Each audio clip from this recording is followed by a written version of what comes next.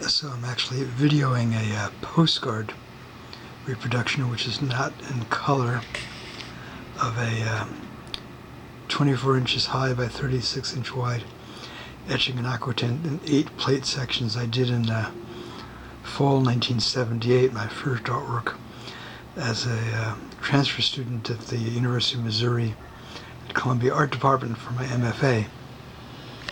This postcard was actually made for the 1983 November exhibit of my work at the American Institute of Architects in downtown Seattle, their first fine art exhibit.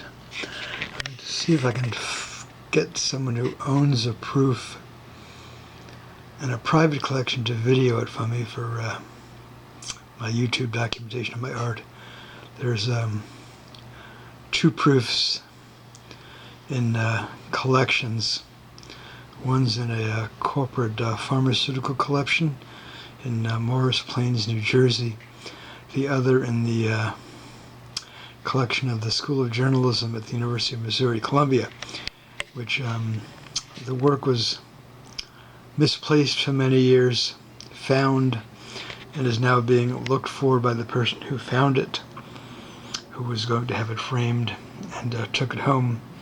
And we've been exchanging emails the last year. She is looking for it. So I hope that she locates it soon.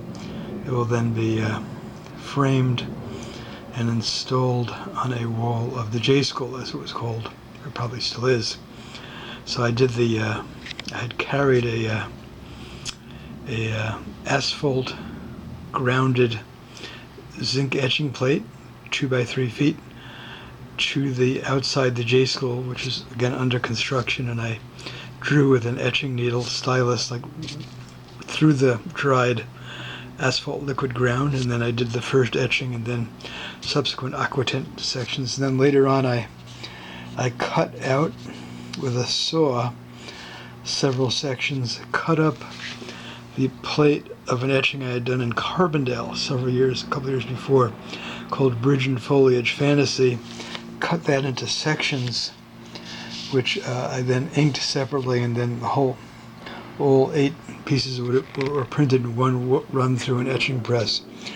As you can see, the foliage sections here, largest one here, and there's one there. Can't quite make out the others in this reproduction size. That's it.